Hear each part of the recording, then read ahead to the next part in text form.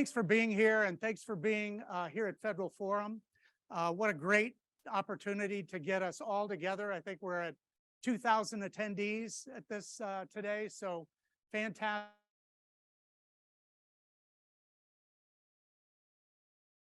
Finding value. I hope you're getting a lot of opportunity to share and to network with your peers and others here at the conference. So thank you for attending this session. We're excited to be here talking to you today about a topic that is near and dear to my heart, which is really around customer experience in government.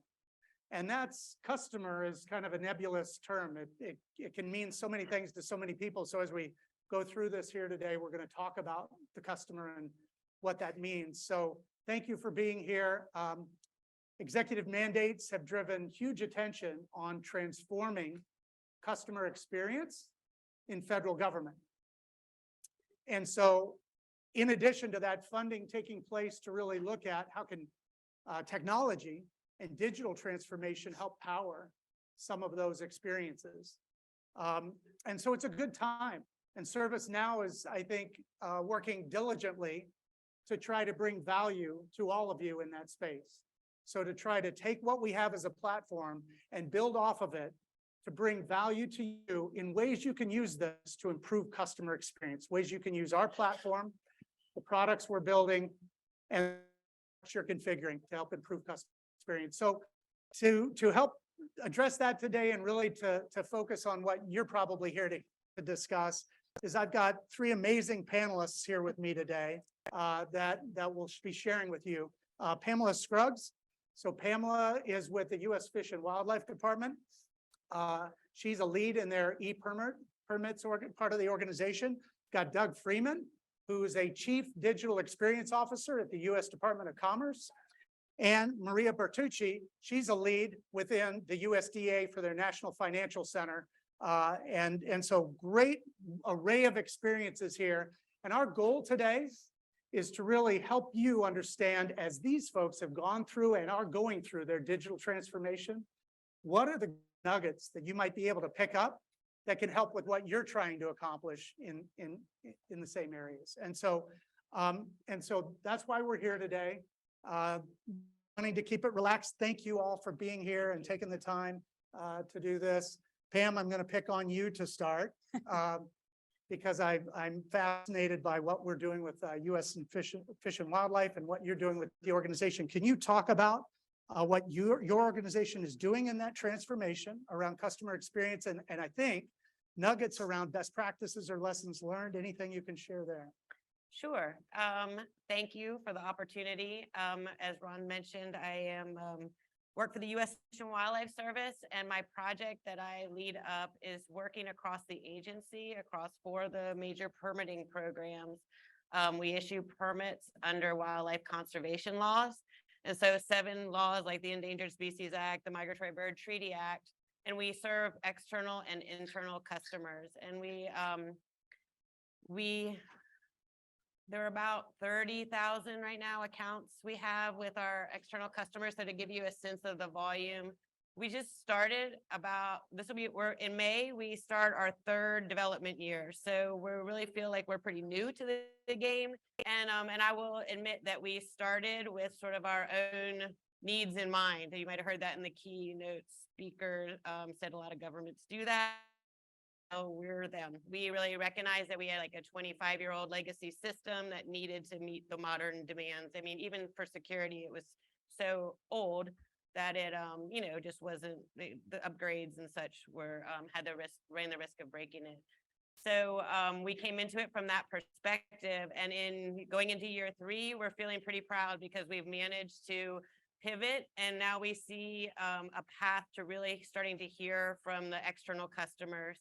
And we're also gaining some data from our internal customers to make the platform better. So I will say we're proud.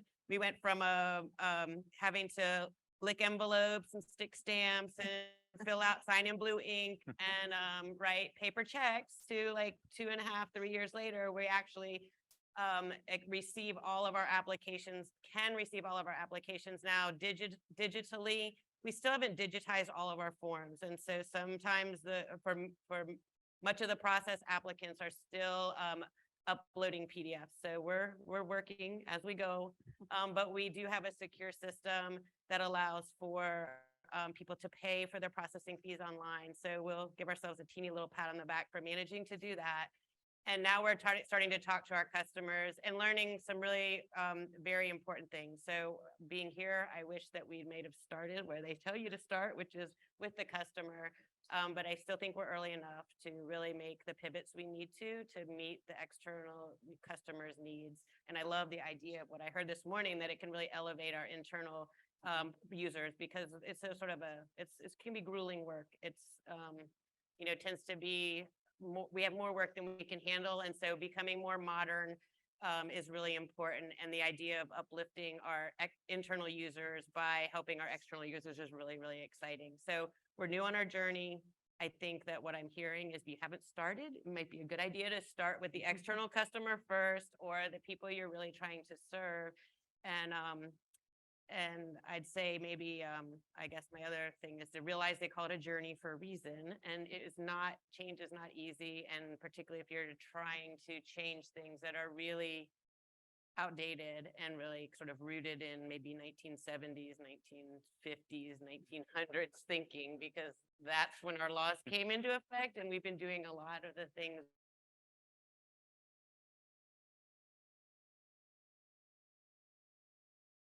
for all these years. So that is working with us has also been very key. Like, we have some challenges with working with our applicants as account holders.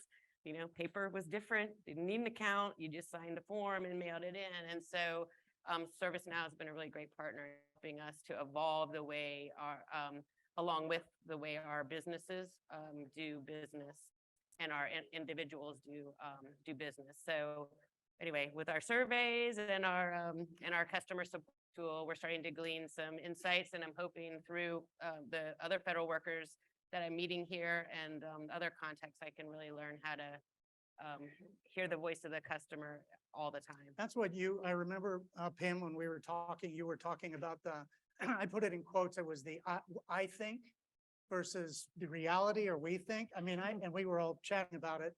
You can get kind of inwardly focused on your point of view. I don't know if you experienced that, or how you would advise others to kind of shift that frame of thought a little bit.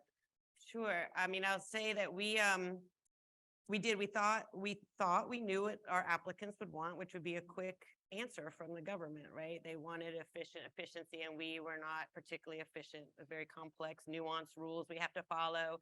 And so we came into this thinking that we're going to become efficient, and our customers will appreciate that, and which may be true.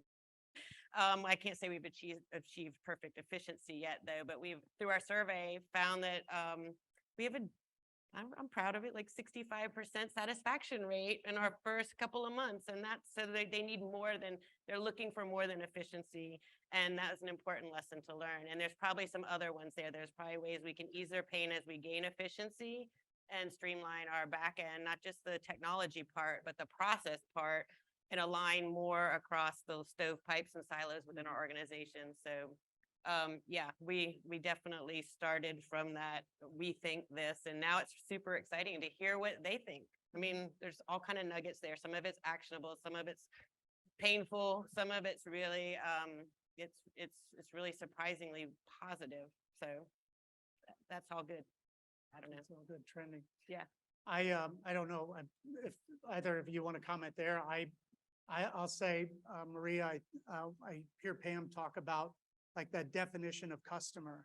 And with the USDA, you've got customers that are external citizens. Potentially, you've got government agencies, businesses. You've got your employees as customers. So how do you tackle providing each of those audiences with what they need to facilitate this great experience? Right, Ron. And at USDA, the National Finance Center, we're a shared services provider. So we have not only inter-agency agreements, but we have intra-agency agreements. So we have to meet certain mission areas requirements as far as payroll, HR are concerned. And so from our perspective, all of our customers are primarily all HR specialists or payroll specialists. And so they provide us the feedback that we need to give them better service as far as their relationships with their employees. And so some of their employees do have a significant amount of information they want to share with their HR departments. And so we try to find ways to transition or streamline that information. And so as Pam had stated earlier, you know, the external experience from our customers is very important to all of us. And what we do is we take measurements of what's being reported as far as service requests, whether we're meeting the demands of our customers, or if there's incidents that are occurring with their payrolls and things like that, then that's where our service desk managers provide us more feedback. And so one of the many things that we do is we have quarterly customer board meetings, and we get the feedback from all these directors, HR directors, payroll directors, and get their information and say, you know, we need to get this information to our employees faster and better. And so those are some of the things that we're looking at, we're engaging in, and what we try to do with our ServiceNow product is make it more fluid and easier for them to transition and to submit whatever their cases are. And with that information, then we use that trending data is what we're using to build out our customer service model, which we're trying to get out. It's going to be in phases. So we're going to go intra-agency first, and then we'll go to the external customers and just make that experience a lot more seamless and easier for them to transition to and do all their reporting. The other item was documents, signing documents, things like that. So there's a lot of things in the hopper, if you will, but we're trying to make it the transition as seamless as possible and get all the feedback from all of our customers as well. So those are just some of the things. And the other item that that's been a challenge is transitioning the historical data into our systems. And so those are some of the things that we're working on right now. I'm going to spring this one on you because I don't know that you are expecting this, but so we've talked a little bit about the idea of interagency operability. So the ability to work across agencies where needed to connect the dots for that experience, because so many agencies deliver a different piece of the puzzle. So I think we talked in the past a little bit about that, and that you're actually engaging peers internationally to talk about the way they do that, because their structures are a little different, et cetera. So I don't know if you could elaborate on that a little bit. I found that fascinating. It's a combination of several things. There's definitely some items that we have to take into account security-wise. There are packages that we receive from those external customers that we definitely have to secure. And we've provided a good encryption package using the ServiceNow product, and now we can receive them seamlessly, and the transition or the execution of that request is run a lot faster and better for our customers. One of the biggest challenges that we had during COVID was retirement packages. We had, you know, they were being couriered. Everybody's paperwork was being sent to NFC, and deliveries were limited. So we had to come up with a way to use the ITSM product to transition all that paperwork in electronically and into our retirement processing system. And we've got it to work. We got an agreement with OPM to receive those packages. And now our retirement processing deliveries are being processed within those 30 to 45 days. So that's a good thing.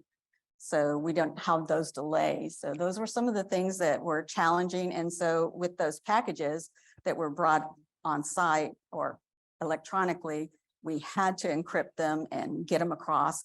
And then we used an integration hub to do the printing so that we can send it to OPM with our courier service. So it's a lot of things that you have to take into account.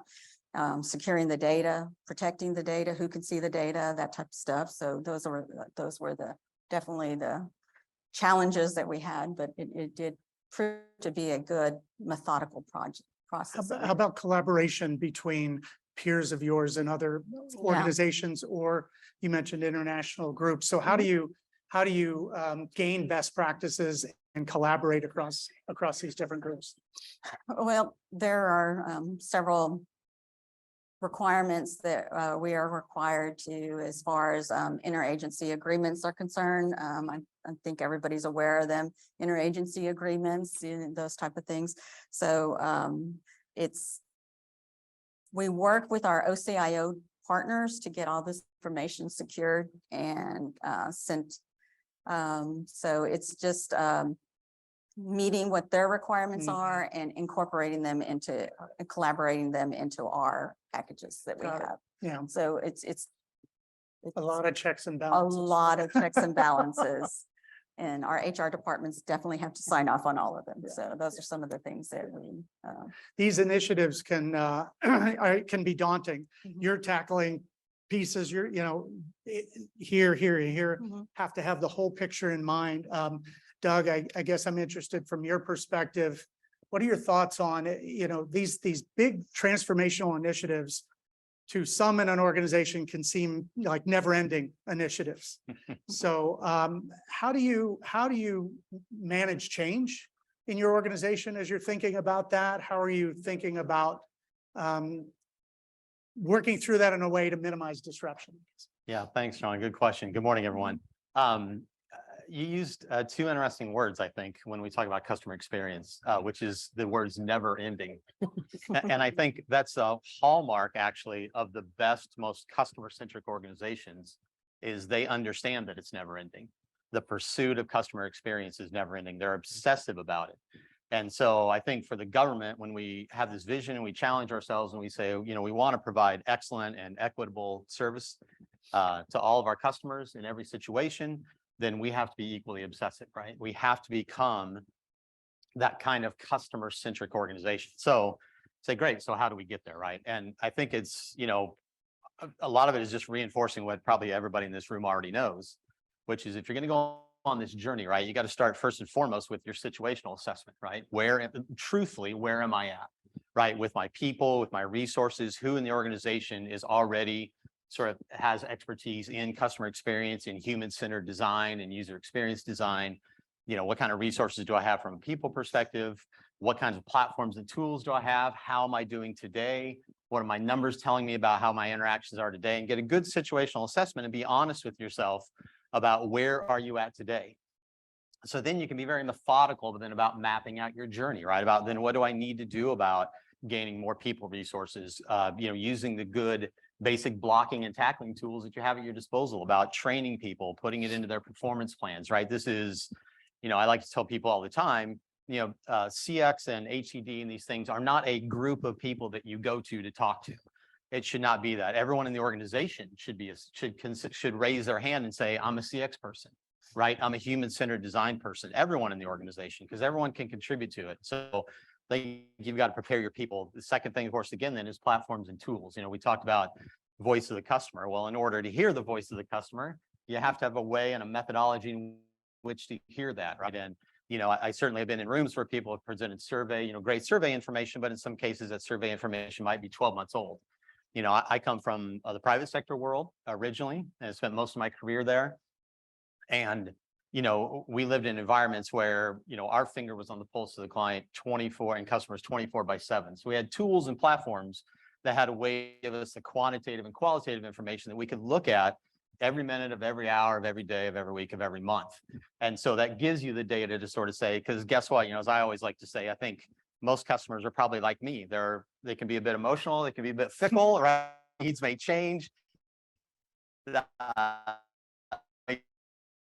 Change day to day. And so you got to know that, right? You got to go away and I don't talk to you again for 6 months or 12 months, right? It's got to be an ongoing dialogue.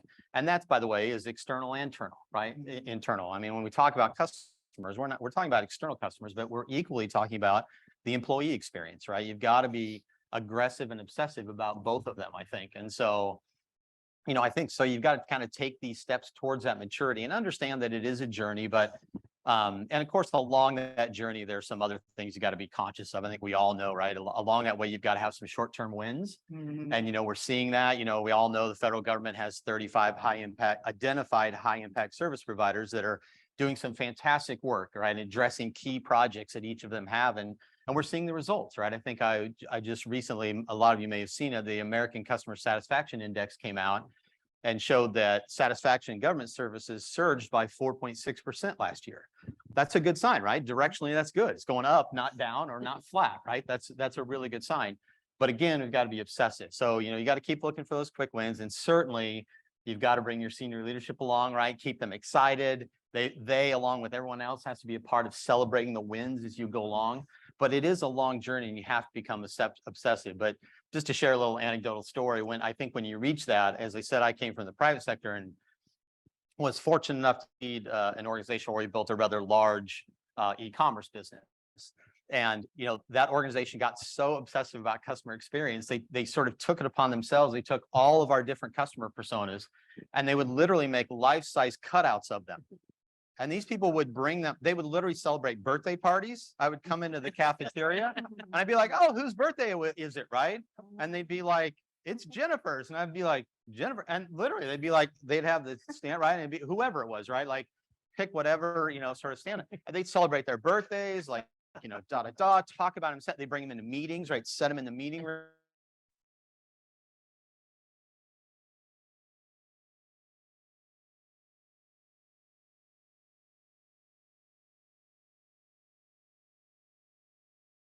Cutout, right? What they were turning was just really cool to watch, right? And they didn't have to, this isn't an organization that had to be told, this is your next project, this is your next priority, this is your next, because honestly, they knew it before I did, right? They were much, much more. And so really what we created was that obsession, that never ending quest, gave them the tools and the processes and the freedom to go chase it. And they were the ones, right? The people that were closest to the employees, people closest to the external customers that were saying, this is what they want. This is what they desire. This is what we can deliver. And we're going to go do it. We're not going to wait for you.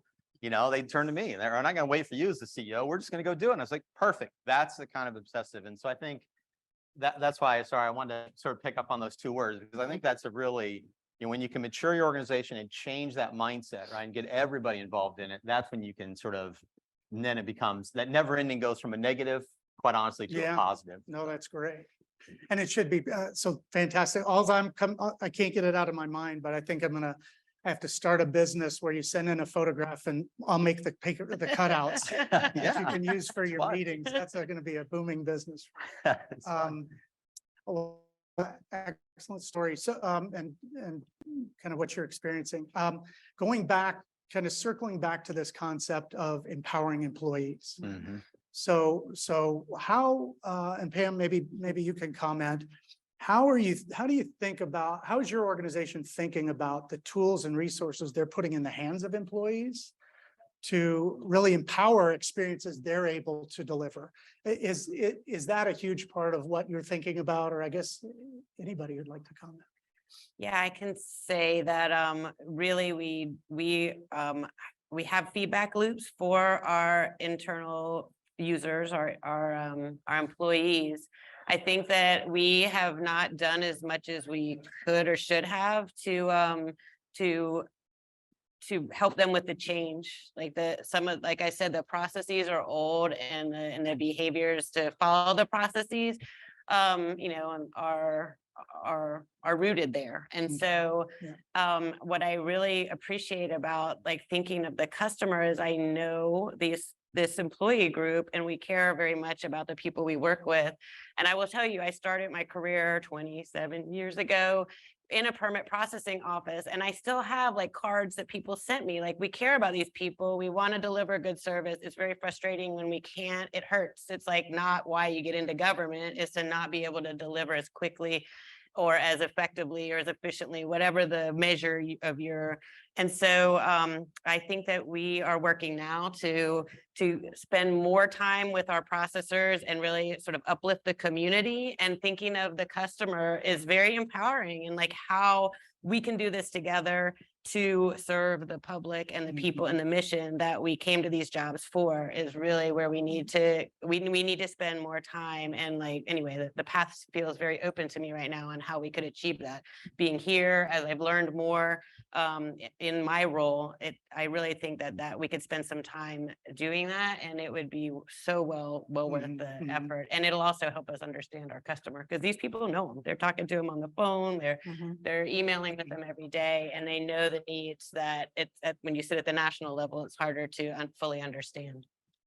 We were talking before we arrived, and the idea of how, so early adopters of ServiceNow were building capabilities to really arm their employees to provide customer service. And these are things that ServiceNow is trying to catch up on. Building, I lead a team that's focused on customer workflows. So it's all the external services for citizens, patients, agencies, businesses, and all of those experience tools. But it's equally important, and we take a lot of feedback. What's the experience of that person's ability to provide good service? Because if they can't, it's frustration, it's turnover, it's poor customer service because they're angry and frustrated that they can't provide that service. So I'm sure you're experiencing it as well. Right. One of the key elements that we definitely focus on is where our customers having the most problems, and that we supply our agents with more knowledge articles, how to resolve those issues quickly, how to address them, and then, because our mantra is always the customer is always right. So we have to address whatever those issues are. And so some of those experiences are, like we said before, performance analytics, the trending, where are the areas that we're having the most problems with? And then what are these issues that are occurring? How can we address them early on? Say, for instance, when we're in the seasonal time, open season, that type of stuff. What can we take care of in advance before it actually starts? So those are some of the things that we look at. Trending data is really critical. And then eventually, once we get the mobile piece out and available, it has to go through all its certifications and controls. And so those are some of the things that we want to make easier accessible, and get the self-servicing portion available to all of our, not only our employees, but some of our external customers, because OPM is one of our biggest customers. We help with the clearinghouses, with the carriers and so forth. So they need some help as well to address some issues that they're having with certain agencies that they need some support with. So those are some of the things that we have to look at. The trending data is very critical and important. And again, we talk about how we're evolving. Well, so do rules and regulations. Everything changes, and then you have to make those quick changes and do a quick turnaround to address those needs. Yeah, that agility is key, because I think you mentioned it somewhere along the way, and again, just now, changing legislation, administration, et cetera. You all in government more than ever has also the complexity of agility that you have to address. So, and I think that when you talk about surveys, data as a way to inform, that's the most efficient and factual way to determine what changes you should make. I think you were talking about it, Doug, in your business. So yeah, sure. I mean, one of the things I always like to say when talking about customer experience is one of the most dangerous words around customer experience is the word I. Right. When I sit in rooms and, and by the way, I mean, this is a personal no, but I think it's just human nature. I think we tend to look at the world and things through our own lens. And so, when we have an idea about what we think the customer wants, or what we think a product ought to be, or what design we think we might want to get, it's easy to look at it and say, well, I prefer this, or I prefer that, or I like this, or I don't like that. And I think getting that sort of out of the lexicon, and the best way to get that out, of course, is to bring in the data then, right? Is to say, great, I may think this, but let me look at the data. And it may confirm what I think, or it may not confirm what I think, right? But it's really about gathering that data. We had an interesting example recently. I recently came from International Trade Administration. I moved over to DOC just in the last few months, but we worked on a project to look at improving sort of our digital presence presence in terms of trying to recruit talent into the International Trade Administration, right? So what would appeal to them, people that are out looking for a job, them considering that organization. And so we did a pretty thorough human-centered design project to go out and sort of ask them about what attributes are most important to them. What are they looking for? What influences them most in their decision about where they might apply and want to come work? And then, of course, bake that into a series of different designs, sculpted that down into a final design, kept testing it, and saw the numbers sort of skyrocket in terms of how customers are responding. But one of the interesting things that came out of that was that you can understand if you're a senior leadership, one of the things we asked them about was executive biographies, right? Something you find often, right? When you go to an HR page or you go to look for an organization, right, it might be plastered with executive bios. Unfortunately, guess what customer said? I don't care, right? It's not part of my decision-making. It's not going to influence me. It's not going, well, if you're a senior leader and you say like, wait a second, they don't care about seeing my picture or reading my bio, or, you can understand it might be an immediate sort of emotional or kind of a visceral reaction. But I think it's an example of saying like, well, maybe that stings me a little bit when I first hear it. But if you can move past that and say, okay, but that's not the goal here, right? The goal is to attract them and help them understand that this is a great place to work. And so, we were able to do that with the data, right? So despite some kind of conversations along the way, right, the data and the voice of the customer that we had in front of us is really what carried the day, and I think kept us on track. So that's why I think it's so important. It helps get that eye out of the room if you can bring that voice in measurable quantitative and qualitative data. I love that. Kept us on track, because you can steer away through emotion, but if you're Yeah. revisiting, looking at the facts, that's so thanks for sharing that. As much as we can, Pam and Maria and Doug will try to stick around after if you have questions or just want to exchange contact. But we'll probably get the hook if there's another session coming up right behind us. Not sure. With the few minutes we have left, I just think, what's the one nugget that each of you would leave this audience with if they're going through any digital transformation for customer experience themselves, or if they're trying to help as partners, organizations do that? What's the one nugget that you would leave them with from each of you? Like, this is the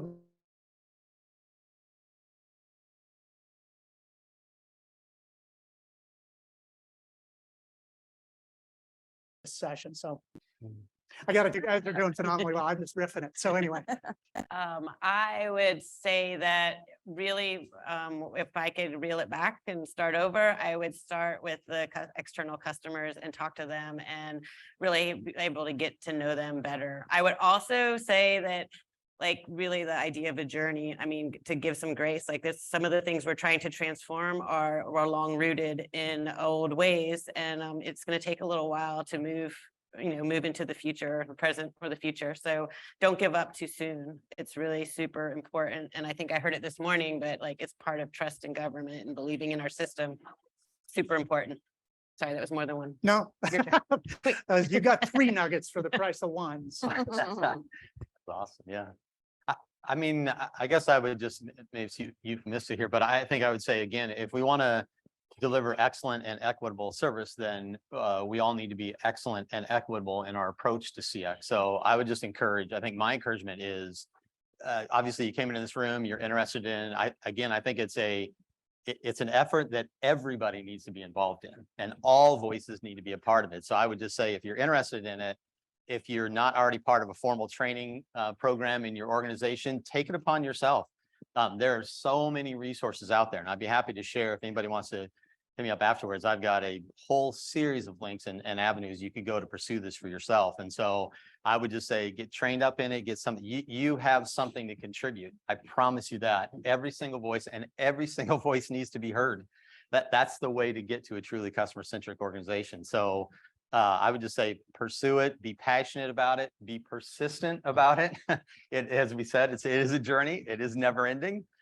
Be obsessive about it, but also be vocal about it and be heard, because I can tell you, I've seen it over and over and over. So many great contributions. So be vocal, get trained, participate. Don't wait for some CX or HCD group to do it, right? And don't go interact with them. Go see some that have been doing it for a long time, engage with them, learn.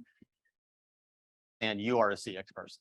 That's fantastic. Yeah, and the only other nugget that I would like to share is, keep it simple. Because your customers, the end users just want something that is easy to use, simple, doesn't have to go through so many clicks and so forth. So those are just some of the things. And those are primarily one of their biggest demands or requirements is, this is complex, how can you make it easier for me? So those are some of the things that, think, and you can basically get most of that information from your trend data as well, where they filled out something incorrectly. So what can I do to make that form better, or fill it out, or extract the information from their profile and put it in there? That's what makes it seamless and simpler for them. Okay. So those are just some of the That's nuggets. that I- fantastic, fantastic. Yeah. I want to thank you all. Thank you. Phenomenal. Thank you. job. Thanks so much. Et cetera. Thank you so much. Obviously, thank you all for attending. Have a great rest of your forum, and we look forward to you learning, hear more on your journey. Have a great day.